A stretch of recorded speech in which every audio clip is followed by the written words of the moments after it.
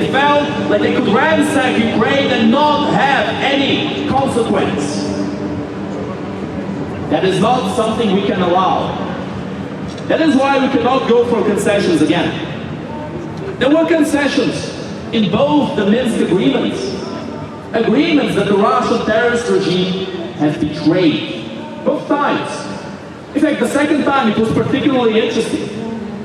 You see, there was a battle going on. The Battle of Debaltseve, now known as the biggest defeat of the Ukrainian forces. But why was it such a defeat? Well, my friends, it was because the Ukrainians have signed the Minsk agreement around the middle of the Battle of Debaltseve while it was ongoing. And when they signed it, the Ukrainians stopped fighting. They thought that the Russians were going to honor the agreement. The Russians betrayed the agreement immediately. They surrounded the Ukrainian positions and they continued the attack until they won the battle. That, my friends, is how Russia wins. By making an agreement, making you turn your back to them and then stabbing you in the back and declaring victory in that situation. Is that really a country you want to negotiate with? A country that with every single word is trying to get you to turn your back to them for a nice, clean backstab? Is that really an entity worth talking to, worth exchanging words with? My friends, we have had a good laugh about the BRICS Games, the bootleg Olympics that the Russians have created, in which almost all of the athletes, surprise, surprise, were from Russia. However, we have not yet spoken much about the so-called neutral athletes competing in the Olympics. An absolute disgrace.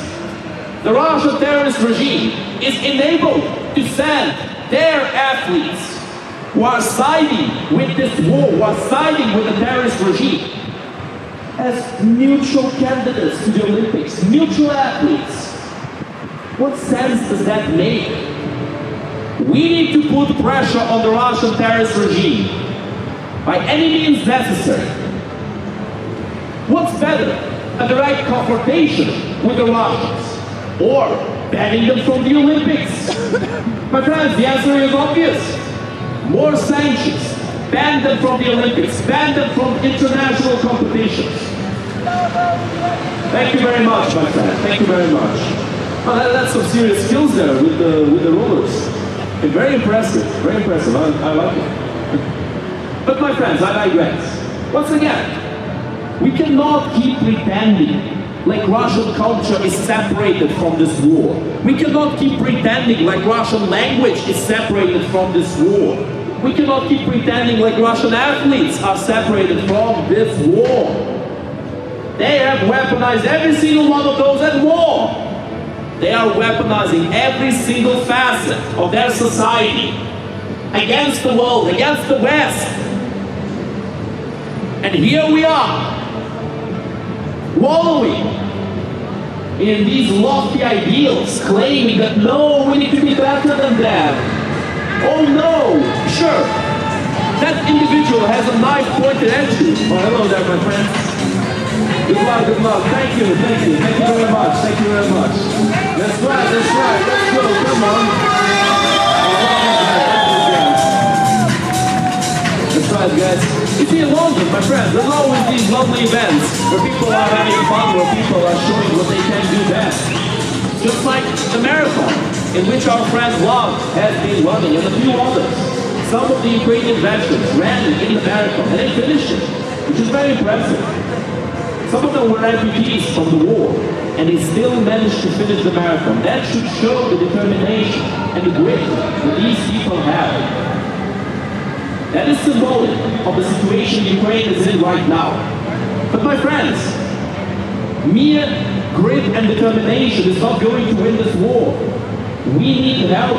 We need those weapons to put the Russian terrorist regime to flight. And the Ukrainian military cannot beat the Russian military if it has one of its hands tied behind its back. It won't happen if we're not allowed to strike at Russian bases far away from the border. That, my friends, is what's necessary to win this war. To hit the enemy until he stops hitting you. Not to hit your enemy until he feels bad and says sorry. Excuse me. The Russian terrorist regime is never going to say sorry. They are unapologetic. They are shameless. They don't care about what they have done. They refuse to admit they have done it in the first place. So what kind of a fool would put their chips and make a bet on the Russians being reasonable? They're never going to be reasonable. They never were. What makes people think that now, of all times, now they're going to start keeping their word? Idiotic. The only people who claim this are shills and Russophiles, deep in the pocket of Putin, like Viktor Orban. And once again, my friends, we can't speak about Orban without having a good laugh about the so-called ultimatum he has sent to the Ukrainians for joining the EU. So my personal favorite of all the things that Orban has demanded of Ukraine is that supposedly every single school with even one subject in Hungarian needs to be declared a Hungarian school. Makes a lot of sense, doesn't it? No, it doesn't. For Hungarian to be made a second language in Ukraine.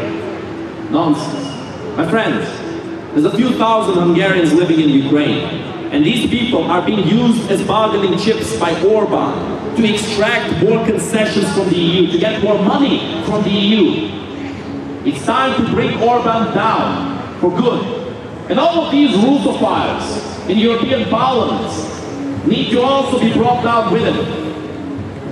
It's time to finish it with these traitors, my friends. And we can do together. Slava Ukraini! Slava нації! Смерть ворогам! Україна! Понад усе! Україна! Понад усе! Україна! Понад усе! Героям України тричі! Слава! Слава! Слава! And now, my friends, we will have a short musical break.